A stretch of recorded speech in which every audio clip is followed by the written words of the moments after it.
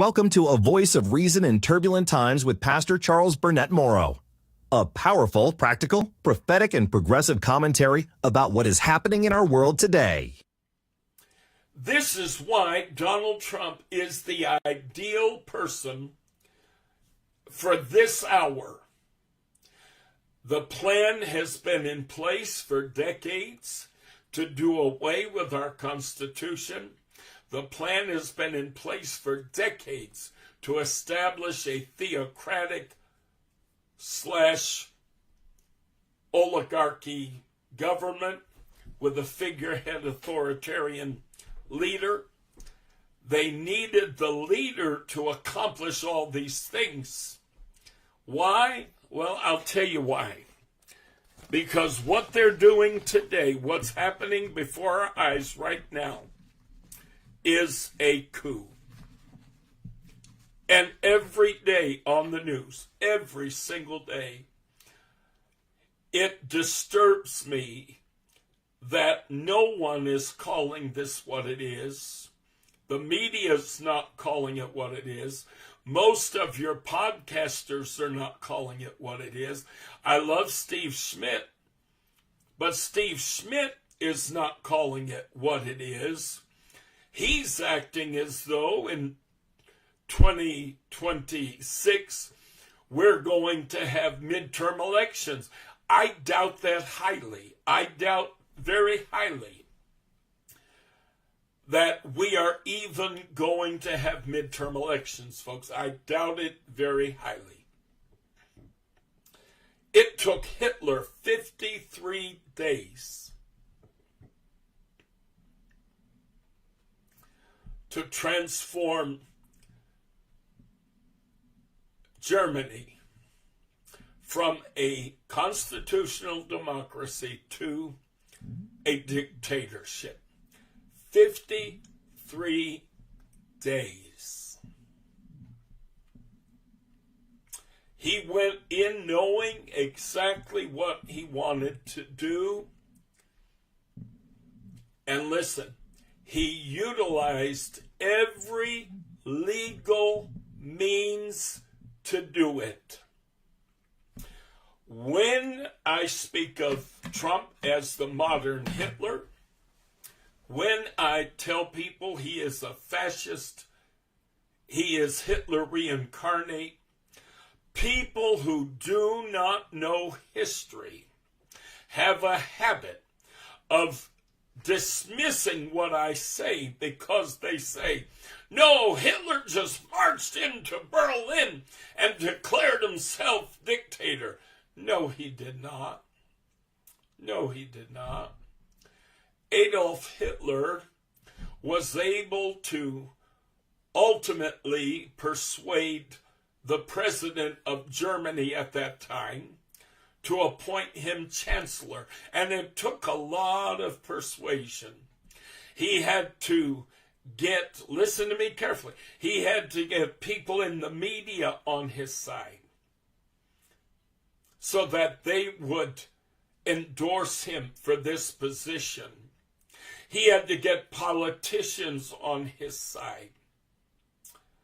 He had to get the ultra wealthy in Germany on his side, promising that once chancellor, he'd be able to benefit them in big ways. My, does this sound at all familiar?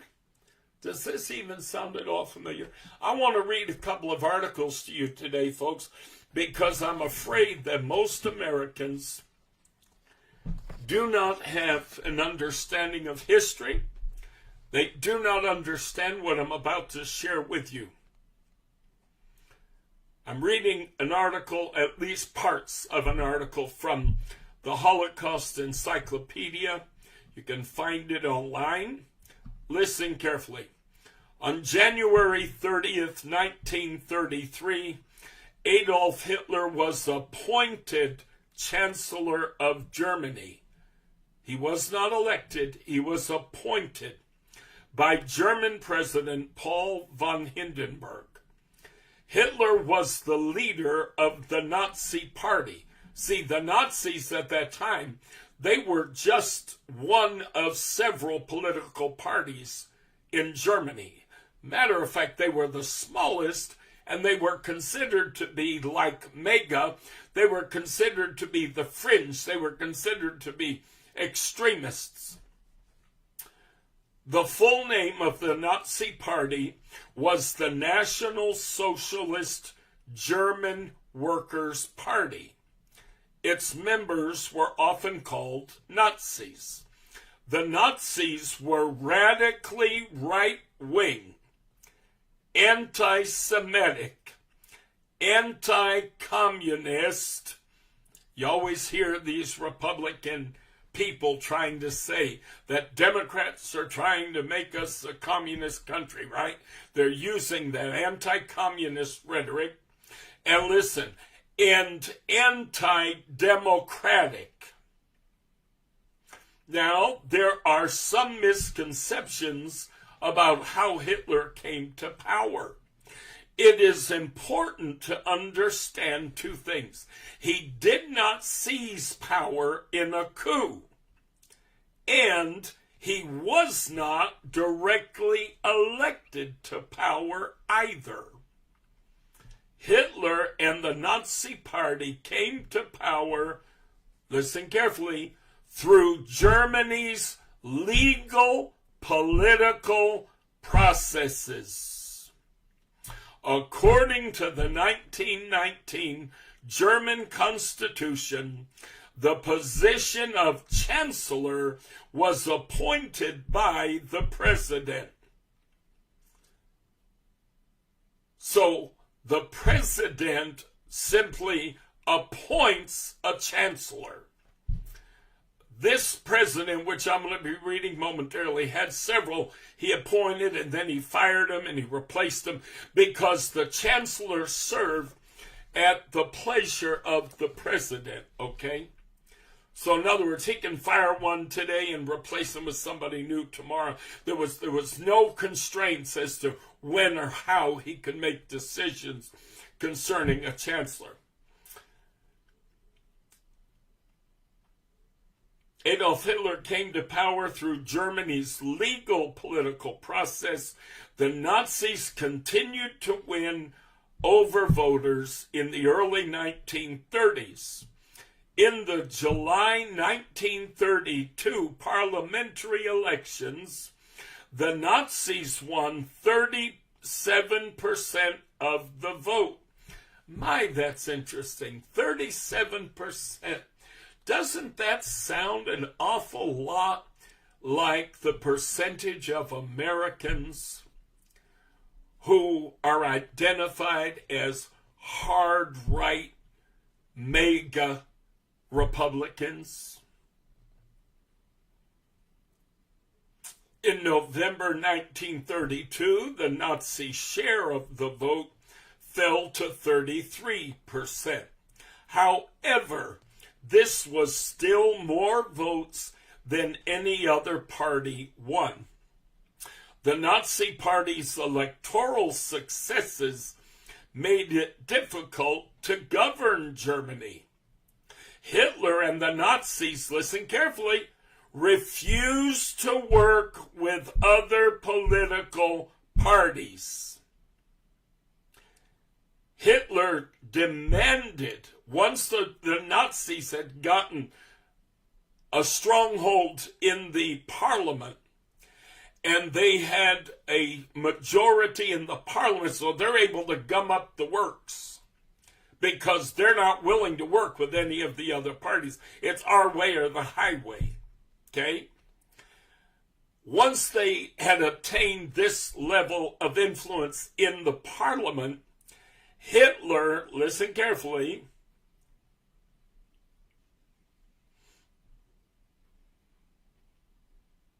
demanded to be appointed chancellor.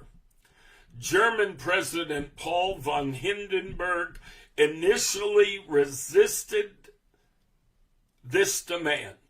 However, he gave in and appointed Hitler chancellor of Germany on January 30th, 1933. Hindenburg appointed Hitler to this position as the result of a political deal. Certain conservative politicians convinced President Hindenburg to make the appointment. Listen carefully. They wanted to use the Nazi Party's popularity for their own purposes. In other words, the Republicans went to bed with the MAGAs so that they, as a party, the Republicans, could take advantage of all that MAGA momentum and popularity. Listen to this now. They mistakenly believed that they could control Hitler. How often did you hear when Trump was first elected? Oh, they'll be able to control him. They'll be able to rein in his worst impulses, blah, blah, blah, blah, blah. They thought they could control the Republican Party. They needed a populist. They needed somebody with great popularity. And in this country, celebrity is everything. And wealth is even more important than celebrity. Luckily, Donald Trump had both. He was both a well-known celebrity and he was mega rich, which in this country immediately creates a huge number of worshipers, because ignorant and foolish people in this country have come to believe that if you're wealthy and you're a celebrity, somehow or another you're superhuman. Somehow or another you're better than most. You're better than the rest. They no longer judge you. They no longer look at you as a human being with faults and frailties. They look at you as somehow being something superhuman. So they mistakenly believed that they could control Hitler. In January 1933, Hitler did not immediately become a dictator. When he became chancellor, Germany's democratic constitution was still in effect. Hitler transformed Germany by manipulating the democratic political system. Listen, Hitler and other Nazi leaders used existing laws to destroy German democracy and create a dictatorship. Do you not see any similarities here with what's going on? Do you not see what's happening today? In August 1934, President Hindenburg died. Hitler proclaimed himself Führer, meaning simply leader, of Germany. From that point forward, Hitler was the dictator of Germany. A voice of reason in turbulent times with Pastor Charles Burnett-Morrow, speaking truth at a time when truth is in short supply.